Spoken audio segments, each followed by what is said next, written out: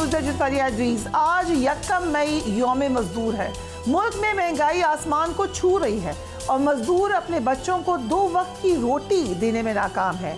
मुल्क का किसान फसल की बेहतर कीमत ना मिलने का रोना रो रहा है और उसका रोना सुनने वाला कोई नहीं है। हुक्मरान किसानों को ना सिर्फ धक्के दे रहे हैं, उनको तकरीर करने में जो लोग नज़र आ रहे हैं या उनके खिलाफ रेजिस्ट कर रहे हैं, उनको पकड़ कर रहे हैं बजाय इसके कि उनकी तकलीफ़ को समझें या उनकी तकलीफ़ को दूर करें। वज़ीर-ए-आज़म ने निगरान दौरे हुकूमत में गंदम की गैर ज़रूरी ख़रीदारी की तहकीकात का हुक्म बिलाकर दे दिया है। पंजाब हुकूमत ने छोटे किसानों को गंदम पर सब्सिडी देने का फैसला किया, लेकिन इस हवाले से कमेटी किसी हतमी नतीजे पर नहीं पहुंच सकी है।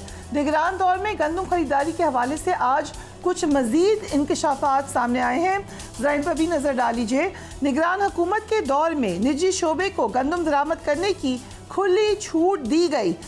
वज़ारत ख़ज़ाना की सिफारिश पर निजी शोबे को मुकर्ररा हद के बजाय दरामद की खुली छूट मिली। निगरान वज़ीर-ए-आज़म की मंजूरी के बाद वज़ारत नेशनल फूड सिक्योरिटी ने समरी अरसाल की। वज़ारत नेशनल फूड सिक्योरिटी ने वज़ारत तिजारत और TCP की अहम तजवीज़ को नज़रअंदाज किया। गंदम के ट्रेडर्स ने दरामद के दौरान अरबों रुपए का खेल खेला। ताजरों को कस्टम ड्यूटी और GST की छूट भी दे दी गई। मुनज़्ज़म मनसूबे के तहत इजाफी गंदम दरामद हुई, जिससे 3 अरब रुपए से ज़ायद नुकसान हुआ।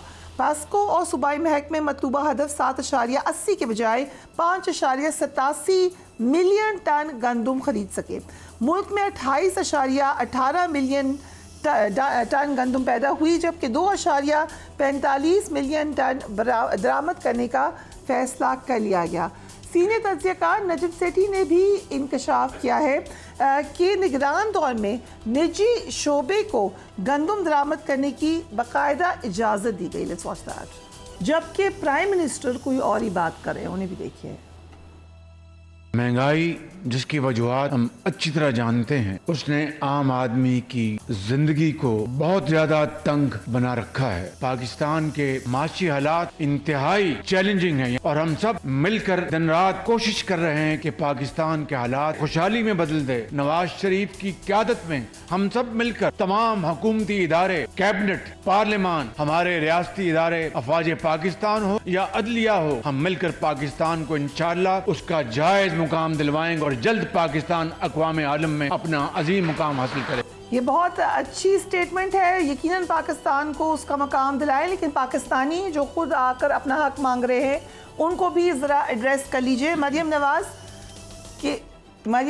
के हवाले से हमने आपको कल भी ये बात कही थी कि इससे कोई फ़र्क नहीं पड़ता कि वो कौन सी यूनिफॉर्म पहने, उस पर बेजा तनकीद की जाए, वो कहाँ जाएं, जितने मर्जी टिकटॉक्स बनाएं, लेकिन जो फर्स्ट मेन चैलेंज है उसको कैसे एड्रेस करिए, उस पर उनकी स्क्रूटनी होगी। मगर वो अभी भी टिकटॉक ही का जवाब दे रही हैं। Let's watch the chief minister. मेरे पे इल्ज़ाम लगता है, मैं टीवी देखती हूँ, हंसती भी हूँ कि टिकटॉक्स बन रही हैं और सोशल मीडिया कवरेज हो रही है। तो मैं आपको ये कहना चाहती हूँ कि मैं भी चाहती हूँ कि आप लोग अपने घरों से, अपने कंफर्ट जोन से, अपने AC वाले कमरों से बाहर निकलें, कोई काम करें ताकि आपकी भी टिकटॉक बने, आपकी भी वीडियोस बने, आपकी भी कवरेज हो। लेकिन उसके लिए अपने कंफर्ट जोन से बाहर निकलना पड़ता है, दिन रात खिदमत करनी पड़ती है, उसके लिए वो जज्बा रखना पड़ता है। और जाहिर है जब मैं आवाम के लिए कोई काम करती हूँ तो आवाम को पता होना चाहिए कि जिसको उन्होंने वज़ीर आला की कुर्सी पे बिठाया वो 24 घंटे उनकी खिदमत में हाजिर है। ये उनका हक है कि उनको पता चले। शाहरज़ा साहिबा and Naeem Ahmed Panjota sahab, thank you so much being on the programme.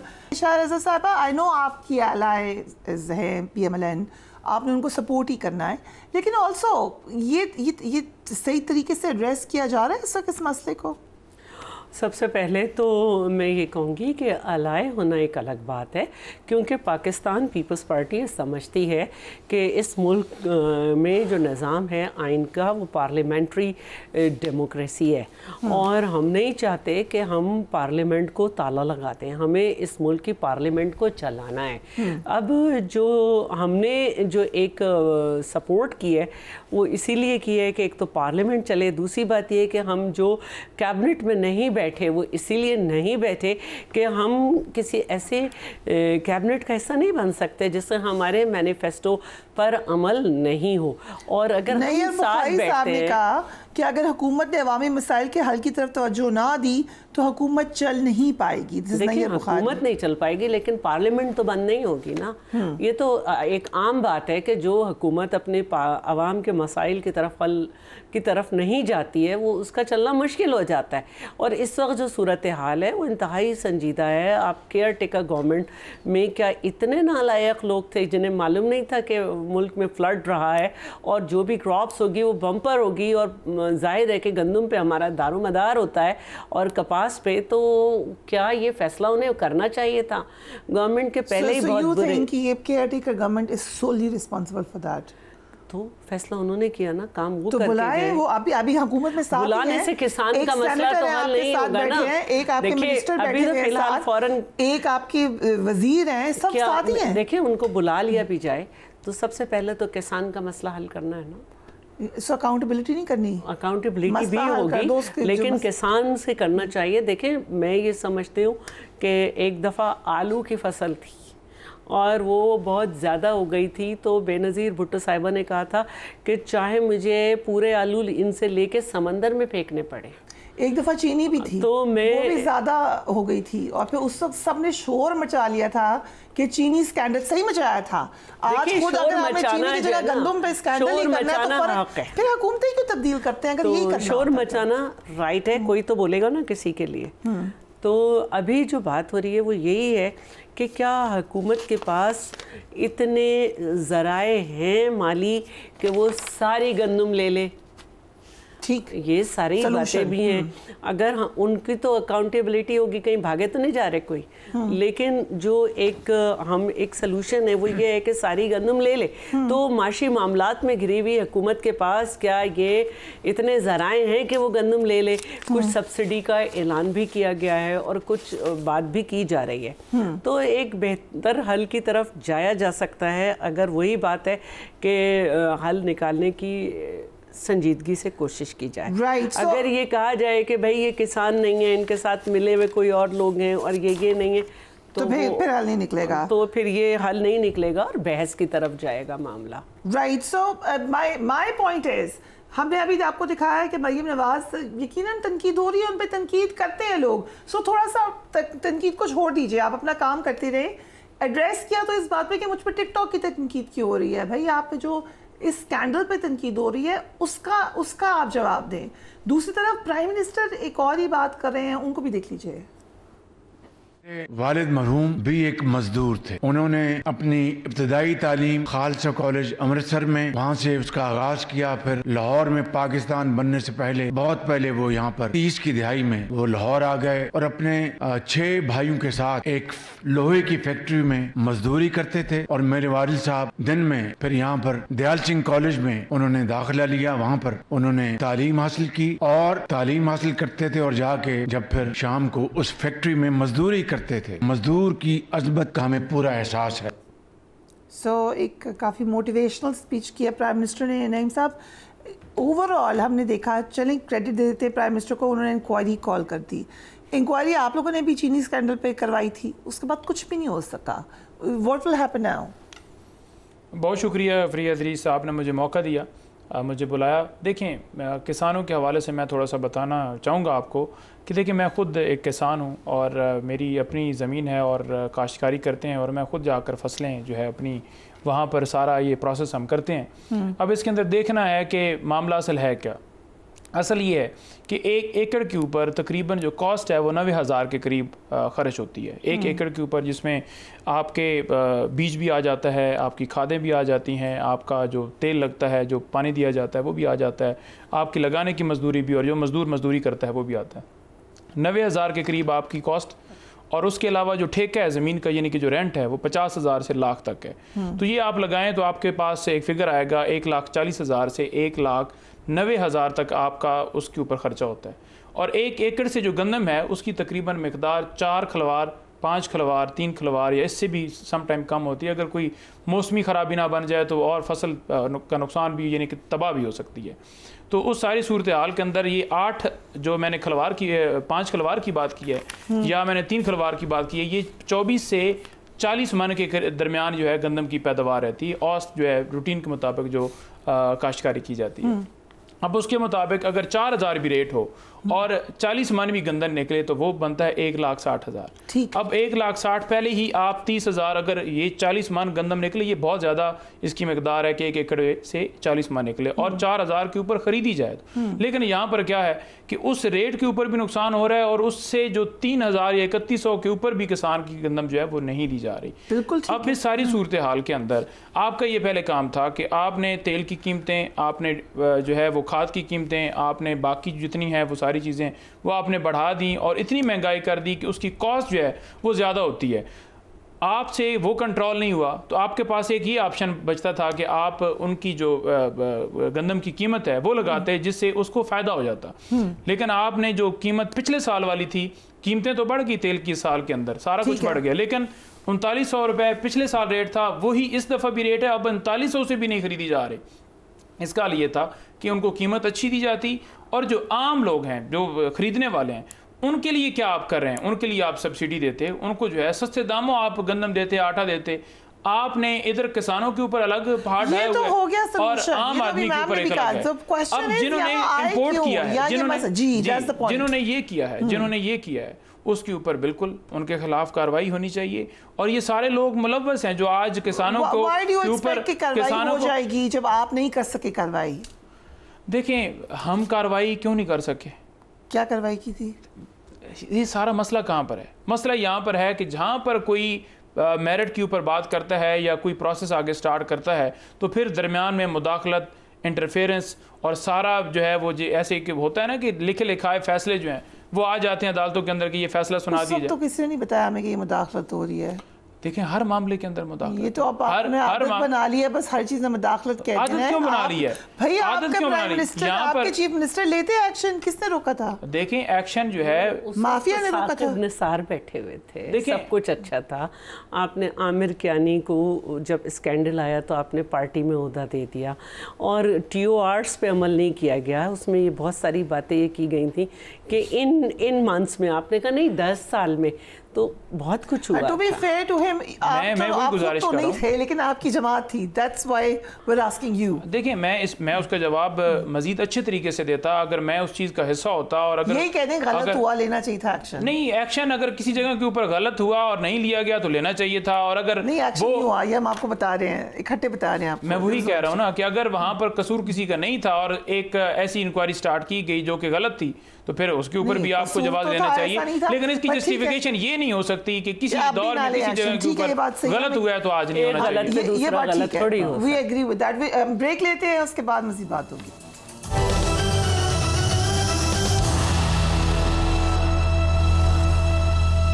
And welcome back. Daniyal Aziz भी हमें ज्वाइन कर रहे हैं। Thank you so much Daniyal sahab for being on the programme. पहला मेन स्कैंडल इस वक्त गंदम क्राइसिस कहा जा रहा है पंजाब हुकूमत का, कैसे चीफ मिनिस्टर डील कर रही है? Is this the way, is she handling it correctly? इसमें जी प्रॉब्लम सारी क्रिएट हुई है वीट की इंपोर्ट की वजह से। और वीट की इंपोर्ट जो है ये जुलाई 23, 2023 को एक ECC की मीटिंग हुई थी और उसमें इजाज़त दी गई थी, बल्कि बैंक्स को उस वक्त LCs खुलनी बंद थी तो बैंक्स को कहा गया था कि आप LCs खोलें।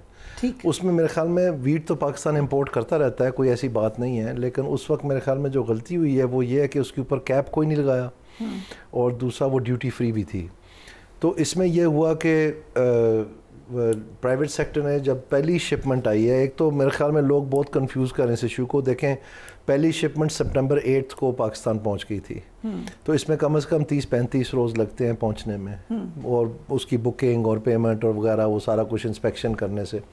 तो 14 अगस्त को केयर टेकर गवर्नमेंट आई थी, तो मेरे ख्याल में प्राइम मिनिस्टर साहब ने हलफ उठाया था 14 अगस्त को, तो ECC फाइनेंस मिनिस्टर वगैरह बनते बनाते सब कुछ जो है कुछ एक हफ़्ता तो लग ही जाता है। तो इसलिए पॉसिबल नहीं है कि ये जो लोग कह रहे हैं कि जी केयर टेकर की जिम्मेदारी लगा दें और जान छुड़वाएं। So you are saying कि actually PDM government is responsible? जी बिल्कुल, ECC ने फैसला किया था, वो इसाक डार साहब उसके हेड थे और एहसन इकबाल साहब उसके मेंबर थे। जो प्लानिंग मिनिस्टर हमारे, और इनका काम था बताना कि जी कितनी लानी चाहिए कितनी नहीं लानी चाहिए, क्योंकि प्लान यही होता है और क्या होता है।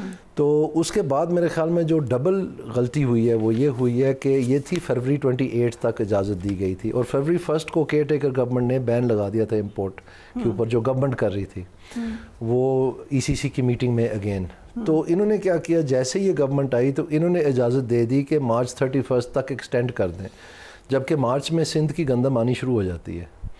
और इन्होंने फिर परचेज़ की रेट भी रख दिया और अंदिया भी दे दिया कि हम ख़रीदेंगे, और फिर हाथ धो बैठे इस बात से क्योंकि गलट आ गया था मार्केट में, तो कैसे ख़रीदते, तो प्राइस क्रैश कर गई, तो कितनी ख़रीदते कि प्राइस सपोर्ट करते।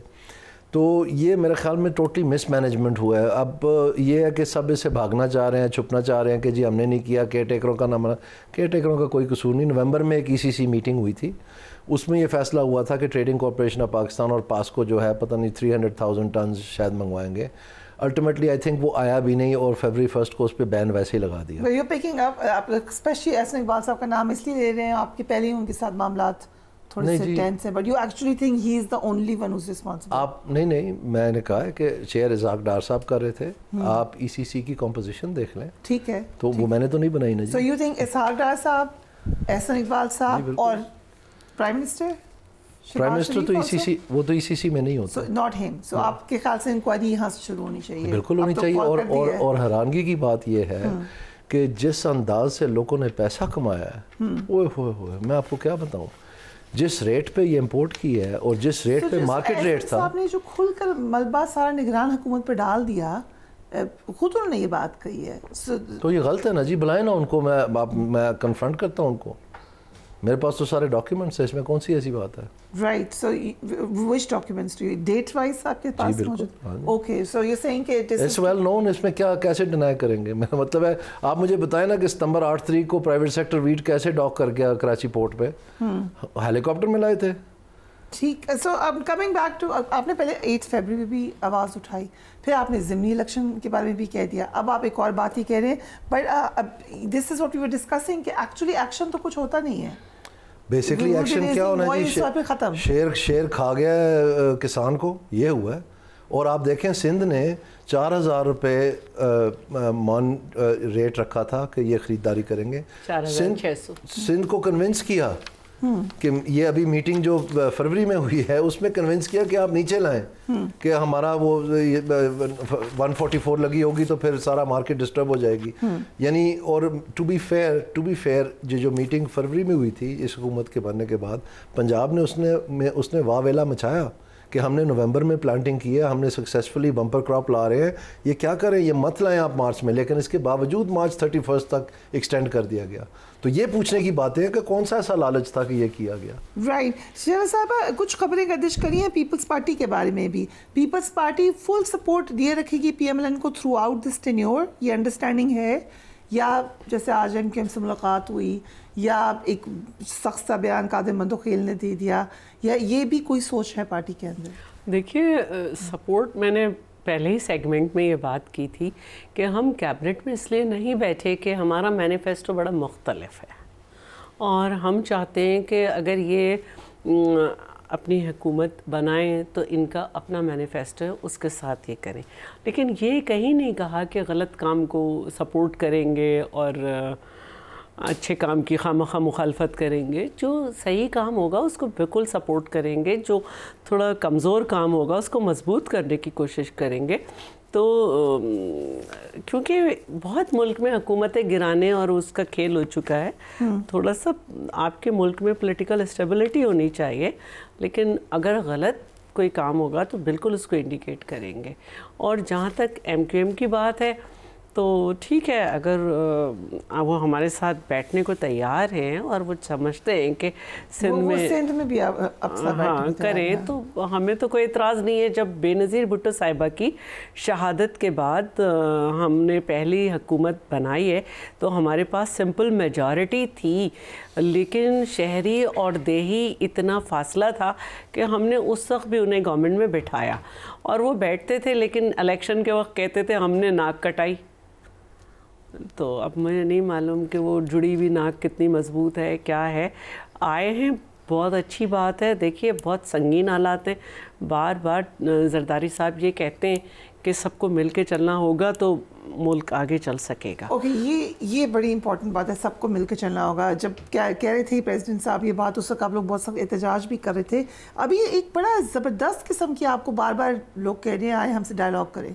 राना सनाउल्लाह ने कहा, नेशनल लीडर है इमरान खान, उन्होंने ये कहा कि बस हमें कहें, हम रेडी हैं बातचीत करने के लिए।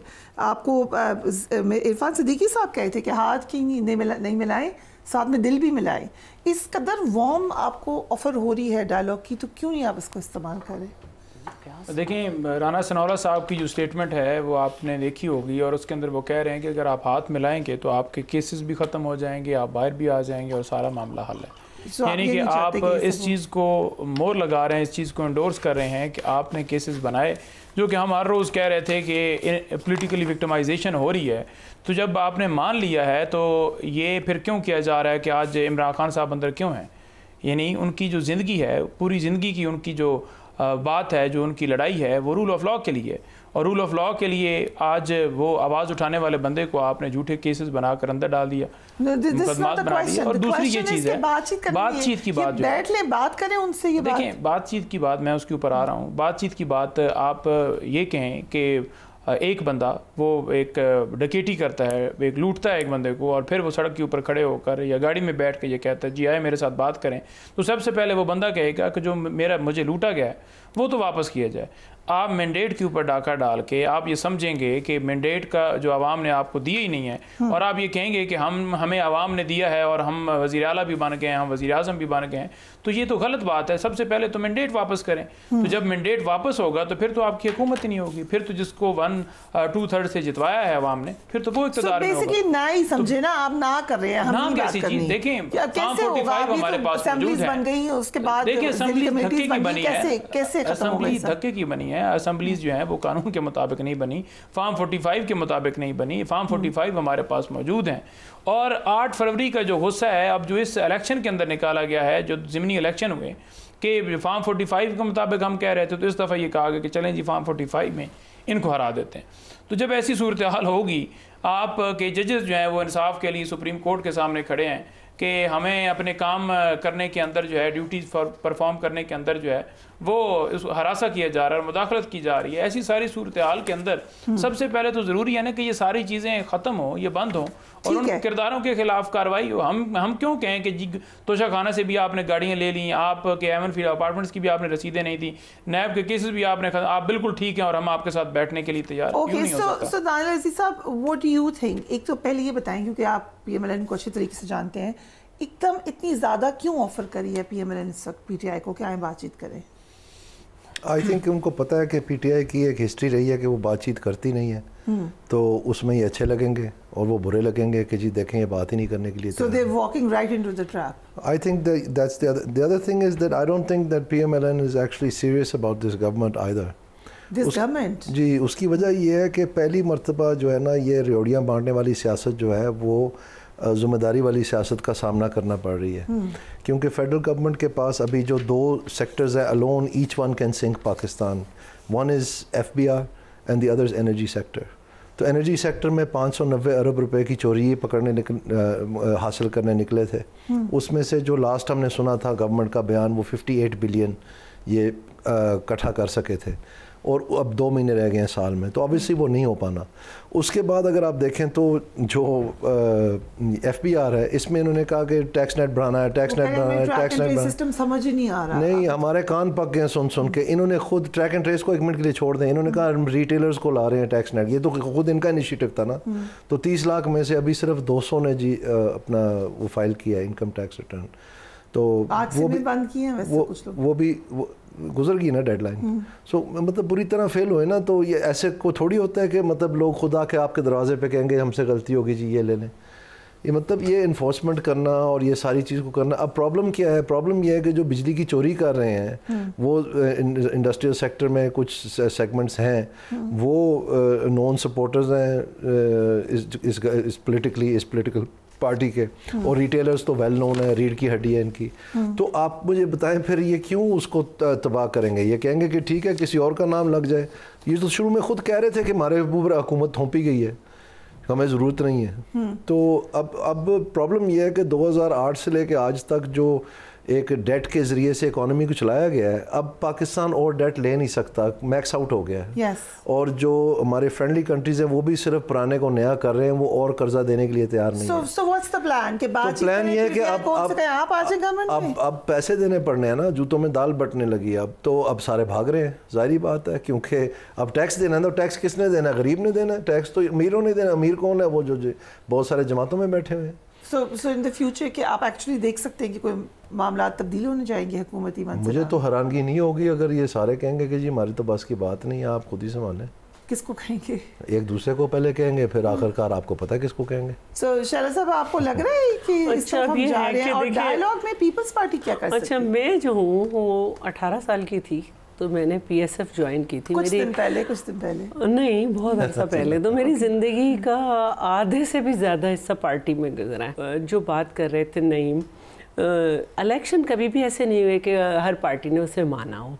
2018 के भी इलेक्शन ऐसे थे कि किसी ने नहीं माना था, लेकिन उस वक्त भी यही हुआ था कि हम सब पार्लियामेंट में आए थे। आज ये फॉर्म 45-47 कहते हैं, उस वक्त तो फॉर्म 45 गायब भी हो गए थे। 5-5 दिन रिज़ल्ट नहीं मिला था, पोलिंग एजेंट्स निकाल दिए गए थे। जब रिकाउंटिंग हो रही थी तो जब ओपोनेंट जीत जाता था तो बंद करके रख दिया जाता था। तो ये केसेस के नाम बता सकती हूँ मैं। अब्दुल हकीम बलोच में हुआ, फैसल सालेह हयात के केस में भी यही हुआ, फहमीदा मिर्ज़ा के सामने जो लड़े थे उनके सामने भी यही हुआ।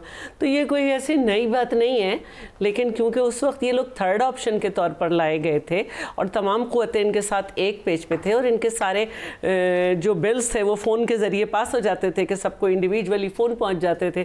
तो उस वक्त कुछ बुरा नहीं था, ठीक है। उस वक्त बुरा कह रही थी, दूसरी जमातें कह रही थी नहीं, मतलब उस वक्त इनके लिए बुरा नहीं था। अब जो है वो ऊँट पहाड़ के नीचे आ गया तो फिर बुरा हो गया।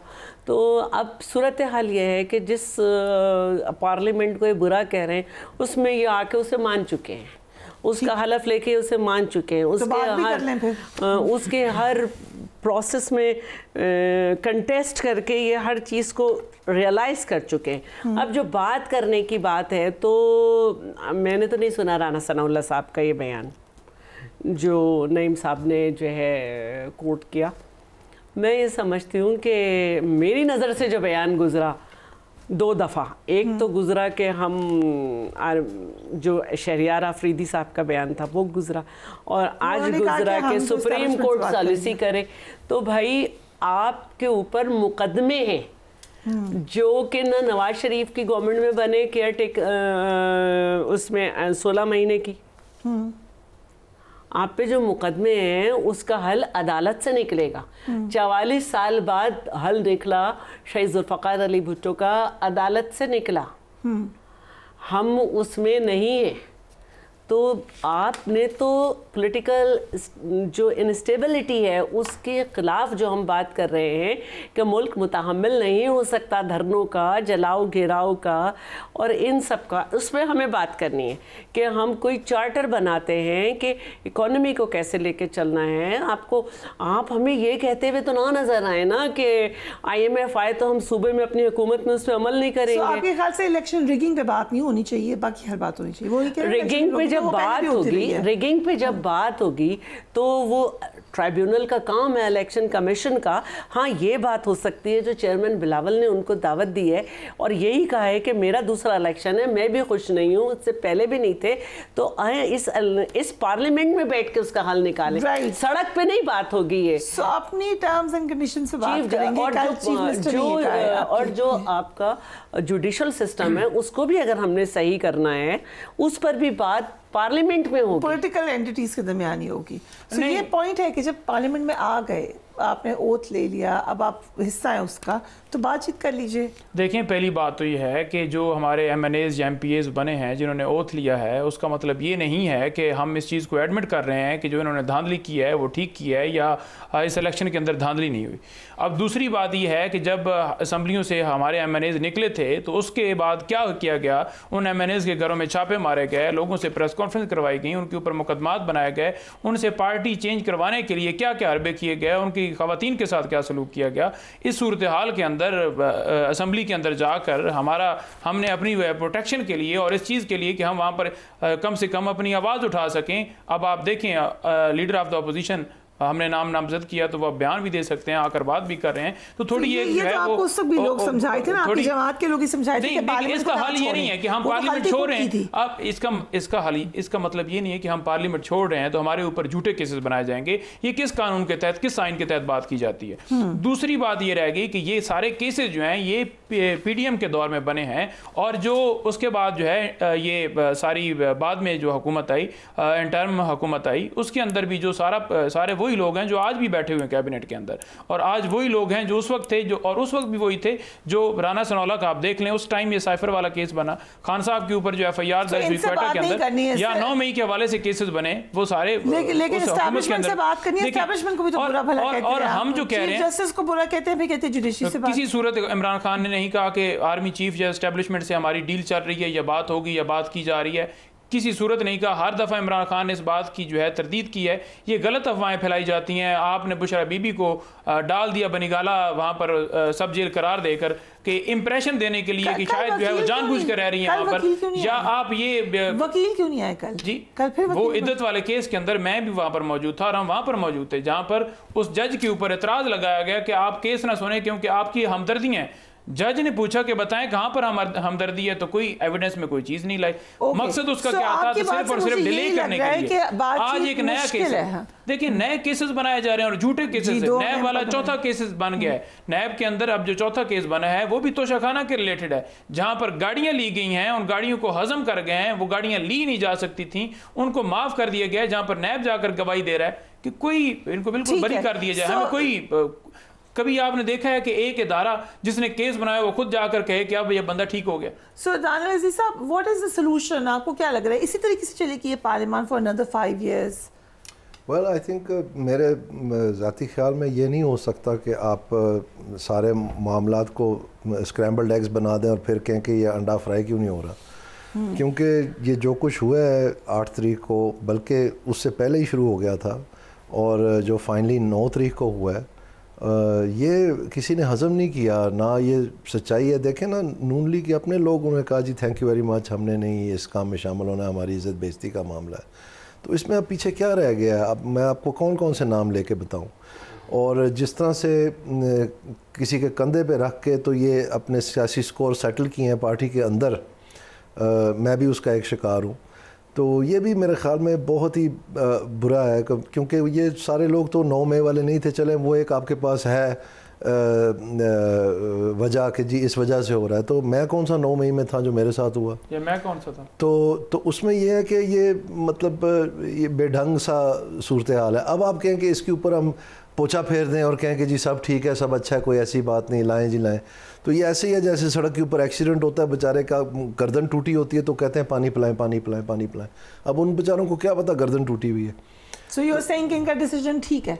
नहीं, मैं नहीं कह रहा कि डिसीजन ठीक है, लेकिन मैं कह रहा हूँ अगर आप समझते हैं छठ मंगनी और फट व्याह के ये सारा कुछ हल हो जाना है कि बस टॉक्स करनी है 10 दिन की और फिर हम वापस जाते हैं जी कि फॉरेन डायरेक्ट इन्वेस्टमेंट लानी है, उस पर फोकस करते हैं, ये नहीं होगा। और ये भी सॉरी आखिरी जुमला और ये भी इसलिए हो रहा है कि फजल रहमान और ये जो सारी जमातें हैं ये अपोजिशन की जो है ना वो मतलब एहतजाज करना शुरू हो गई। शिकायत किससे, उनका मैंडेट किसने लिया?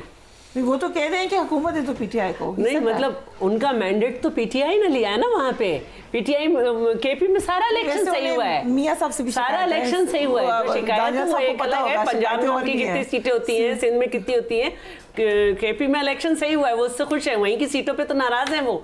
और जो बात है वो दूसरी ये है कि देखिए आपको डायलॉग इसलिए करना है कि आपके मुल्क के सियासी निज़ाम के लिए ज़रूरत है। जहाँ तक मामलात हैं कि आप क्या असर डालेंगे, तो ये तो अब वक्त बताएगा कि आपने अगर डायलॉग नहीं किया तो जो आपकी पॉलिटिकल एक रोल है कि आपकी पार्टी की, तो ये बात भी सही सामने नहीं आती कि पब्लिक अकाउंट्स कमेटी किसको चाहिए आपकी, तो ये बात भी नहीं आती। गवर्नमेंट की है या पीटीआई की है, तो किसकी जरूरत है? लेट्स गवर्नमेंट की जरूरत है ऑब्वियसली। पीटीआई के साथ तो जो ये बात भी पीटीआई से तो जो पब्लिक अकाउंट्स कमेटी किसको चाहिए, ये बात अब मतलब जिनके नाम पे ये पार्टी चल रही है सुन्नी इत्तेहाद काउंसिल, वो कह रहे हैं सबको इस्तीफे दे देने चाहिए। तो हो क्या रहा है पार्टी के अंदर? हो क्या रहा है पार्टी के अंदर? देखें सारी सूरत हाल के अंदर मैं तो यही कहूँगा कि जो पहले इन्होंने कहा कि फार्म 45 के मुताबिक ये उस वक्त 2018 में धांधली हुई और ये हुआ, वो कोई एविडेंस, कोई ऐसी बात जो आज हो रही है वो दिखा दें। पेपर छीने गए हों, फॉर्म 45 इनके पास हों, रिगिंग वाज़ेह नजर आ रही है। आपको इलेक्शन के अंदर कैंपेन की इलेक्शन कैंपेन की इजाजत ना हो, आपको जलसों की इजाजत ना हो, आपके घरों में छापे मारे जा रहे हो, आपके सारी चीजें दिखाएं। क्या वही हो रहा है? लेकिन जो हमारी गवर्नमेंट होती, हमारे यहाँ होती तो thank you so much for being on the programme. आपने भी यही किया। उसके बाद एक नजर डालेंगे भारत पर इलेक्शन क्या नतीजा जो आ रहा है, उसके बाद आगे क्या मंजरनामा होगा साउथ एशिया में, राइट आफ्टर ब्रेक।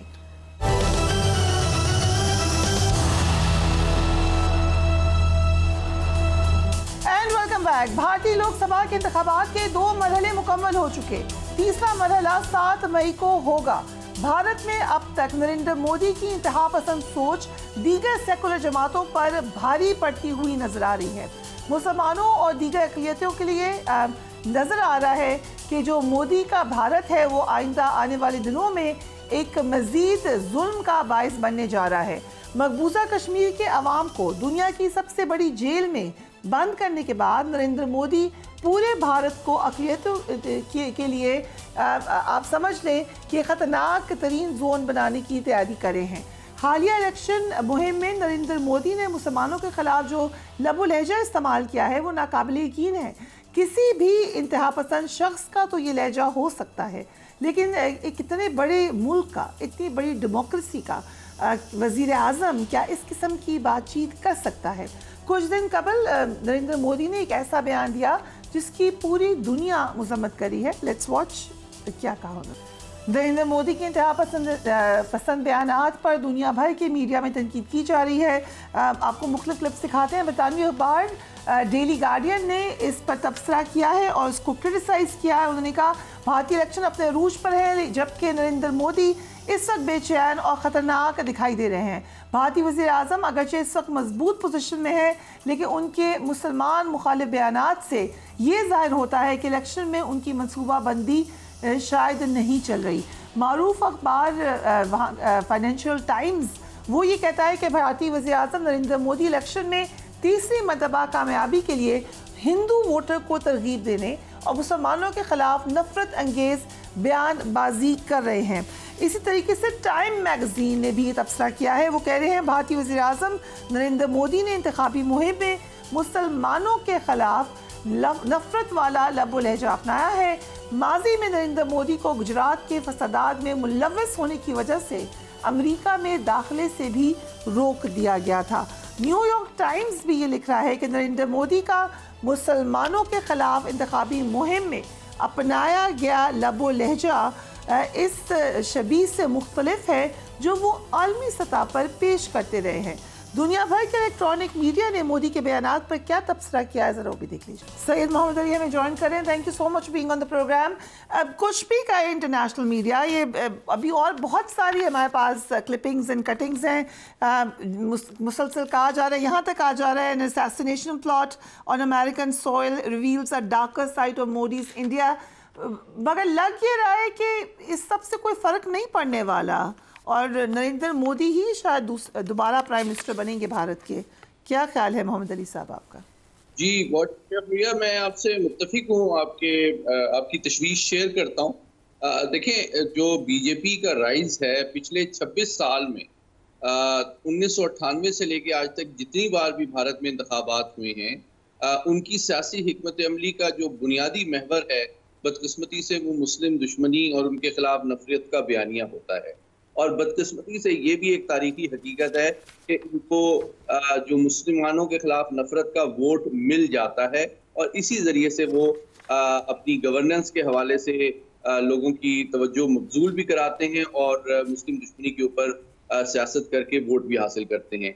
दूसरा पहलू जो है वो ये है कि लेकिन अब बतदरीज जिस तरह आपने हवाला दिया वॉशिंगटन पोस्ट की खबर का, न्यूयॉर्क टाइम्स की खबर का, गार्डियन की खबर का, टाइम्स की खबर का, इससे ये साबित होता है कि आलमी मीडिया और बैनुल-अक़वामी बरादरी और खुसूसन वो मगरबी ताकतें जो कि भारत के हवाले से ये खुशफहमी रखती थी कि वो चीन को कंटेन करने में इनकी मदद करेगा, वहाँ उनकी सोच में और पॉलिसी में एक हकीकत पसंदाना तब्दीली आ रही है। और अब वो भारत की जो सिक्योरिटी कमिटमेंट अगेंस्ट चाइना है उसको ओवर एस्टिमेट नहीं कर रहे, बल्कि भारत के हवाले से तशवीश में इजाफा हो रहा है। ये ठीक है, इस पे हम बात कर लेते हैं, लेकिन उसमें तो बहुत सारा हाथ उस पॉलिसी का भी है जो नरेंद्र मोदी ने अपनाई है। उसमें उनको शिकायत रही है कि शायद वो कोऑपरेशन नहीं था जो वो एक्सपेक्ट कर रहे थे, और बड़ा नेशनलिस्टिक अप्रोच शायद उन्होंने इसमें अपनाई होगी, वो एक अलग मौजू बहस है। इस वक्त जो हम देख रहे हैं कि भारतीय मीडिया, हमने देखा इंटरनेशनल मीडिया बोल रहा है, उनके पॉलिटिशियंस बोल रहे हैं, लेकिन क्या हम इंडियन मीडिया में जो हमें पहले एक नज़र आता था जुडिशरी, गवर्नमेंट एंड मीडिया का नेक्सस, एक ट्रॉइका था, हम उसी को अभी भी देख रहे हैं कि भारतीय मीडिया की तरफ से क्या रेजिस्टेंस नजर आई है आपको? मैं समझता हूं कि भारतीय मीडिया जो है, अगर बिल्कुल हकीकत पसंदाना बात की जाए तो उनकी रियासती और जो इस्टेब्लिशमेंट है उसका एक बड़ा अहम इंस्ट्रूमेंट है। आपको याद होगा कि जब डिसइंफो लैब का आया था तो आप जानती हैं कि पूरी दुनिया में 120 ममालिक में 700 से ज्यादा ऐसे मीडिया प्लेटफॉर्म्स भारतीय स्टेट ने डेवलप किए थे, जिनको ANI और दीगर जो उनकी इंफॉर्मेशन प्लेटफॉर्म्स हैं उससे पाकिस्तान के खिलाफ और मुसलमानों के खिलाफ नफरत और बयानियां मुरतब किया जाता था। ये इस बात का सबूत है कि इंफॉर्मेशन वॉरफेयर में मीडिया का बड़ा अहम रोल है। लेकिन मैं आपके तवज्जुह से सबसे इंपॉर्टेंट बात ये करना चाहता हूँ कि इन तमाम हकायक के पेश नजर ये बात अब दुनिया के सामने दो चीजें वाज़ेह हो गई हैं कि एक तो भारत बतदरीज पूरी दुनिया, सिर्फ पाकिस्तान या इस खित्ते के लिए नहीं बल्कि पूरी दुनिया के लिए एक बढ़ता हुआ आलमी सलामती का एक खतरा है। और दूसरी बात कि वो दुनिया की सबसे बड़ी जमहूरियत ही नहीं है, वो दुनिया की सबसे बड़ी फाशिस्ट रिपब्लिक भी बन चुकी है, जो कि सिर्फ खित्ते के ममालिक और अपने हलीफ ममालिक के अंदर इंटेलिजेंस ऑपरेशन करके साहब, यही तो सवाल है, बावजूद इसके ही स्टिल विनिंग। ये मेरा सवाल ये है कि ये भारत के बारे में क्या रिफ्लेक्शन है? पहले तो बहुत हमने देखी थी, बहुत से लोग आके डिटैच करते थे अपने आप को, ये हमारी पॉलिसी नहीं है, एक्चुअली ये भारत की पॉलिसी नहीं है। क्या आप ये ओन करने जा रहा है भारत इस इमेज को, जहाँ पे आपकी जो माइनॉरिटीज़ हैं शदीद तकलीफ़ में है, जहाँ पर आपने पूरी हमने एक देखा है कि एक कैंपेन की जाती है अगेंस्ट माइनॉरिटीज़। अब क्या इंडिया अब इसको ओन करेगा एज द इमेज? जी बिल्कुल, देखिए हकीकत ये है फरिया कि कांग्रेस पार्टी हो या बीजेपी हो, ये बात सही है कि उनकी कॉन्स्टिट्यूंसी मुख्तलिफ है, एक लेफ्ट ऑफ सेंटर और एक राइट ऑफ सेंटर की पॉलिटिक्स करते हैं। लेकिन जब से ये नकाब बीजेपी ने कामयाबी के साथ जो भारतीय सोच और नजरिए का अपने चेहरे से हटाया है, तो ये बात एक हकीकत है कि अभी जो आखिरी पार्लियामेंट भी जो थी लोकसभा की, उसमें कांग्रेस के मुकाबले में बीजेपी की 6 गुना ज्यादा सीटें थी। इनकी 51 सीट्स थी, उनकी 300 से भी ज्यादा सीट्स थी। और इससे ये बात साबित होती है कि बदकिस्मती से मुस्लिम नफरत और दुश्मनी के ऊपर बयानियां फैल रहा है, पॉपुलर हो रहा है, और मुसलमानों की समाजी, नफ्सियाती, माशी जो है उनके हुकूक और स्पेस कम हो रही है। मुसलमान तकलीफ में है, वहाँ पे हमें इतनी मैसेजेस, ईमेल्स आते हैं, शदीद तकलीफ में है, डर और खौफ वहाँ पर मौजूद है। लेकिन quickly, because I literally have one last minute, ये क्या एक्सपेक्ट क्या करेंगे? हमने 5 अगस्त होते हुए देखा, नरेंद्र मोदी ने अपने मंशूर में लिखा, उन्होंने कर दिया। ओपनली वो लोग कहते हैं हम ताजमहल गिरा देंगे, इस किस्म की बातें वहाँ पर होती है। हम ऑलरेडी एक शदीद किस्म की चपकलिश देख रहे हैं मिडल ईस्ट में, गाजा में जो हो रहा है। इन अ वे हम एक नेक्सस है इसराइल का भारत के साथ भी, एक्सट्रीमिस्ट के साथ होता है। क्या हो सकता है जब दोबारा ये आते हैं गवर्नमेंट में? देखिए 3-4 चीजें बिल्कुल क्विकली मैं शेयर कर देता हूँ। बिल्कुल आपने ठीक कहा, इसराइल की और जो सेहूनी और हिंदुत्वा की नजरिया है उनकी टूल किट सिमिलर है, स्पीड में फर्क है। 6 महीने में 35,000 शहादतें हुई हैं गजा में, लेकिन साल में 1 लाख शहादतें हुई हैं मकबूजा कश्मीर में। 4 लाख इसराइली फौज जो है वो फलस्तीनियों पे जुल्म कर रही है, 8 लाख भारतीय फौज मकबूजा कश्मीर में जुल्म कर रही है। अच्छा, वहां पे 25 लाख फलस्तीनी जुल्म का निशाना बन रहे हैं, यहाँ पे 20 करोड़ मुसलमान जुल्म सितम का निशाना बन रहे हैं। तो मैं आपसे के जरिए से ये कहना चाहता हूँ कि ये मीडिया की और आलमी रायआमा की ये जिम्मेदारी है कि भारत की हकायक को दुनिया के सामने लाए, और जो एक खुशाइंद हकीकत पसंदाना तब्दीली अमेरिका और वेस्टर्न पावर्स की सोच में भारत के हवाले से आ रही है, वो तसलसल से जारी रहे, और उनके हवाले से उनकी जो सोच और पॉलिसी है दिफाई ताउन की, उसको यकीनन उजागर किया जाए। थैंक यू सो मच हमें ज्वाइन करने के लिए। यकीनन इम्पॉर्टेंट डेवलपमेंट भी है, इसीलिए हमने उसके ऊपर डिस्कशन भी की, लेकिन मज़ीद क्या क्या हो सकता है इसके ऊपर भी डिटेल्ड एनालिसिस आपको देंगे। ये सच है कि हमें बहुत सारे मैसेजेस, बहुत सारे ईमेल्स, बहुत सारे तबसरे भी हम पढ़ते हैं, एनालिसिस भी देखते हैं। इस वक्त जो माइनॉरिटीज़ महसूस कर रही हैं भारत में, वो बाकी तो सब छोड़ दीजिए, खुद भारत के लिए भी किसी भी तौर पे अच्छा नहीं है। Do take care of yourself. Allah हाफ़िज़।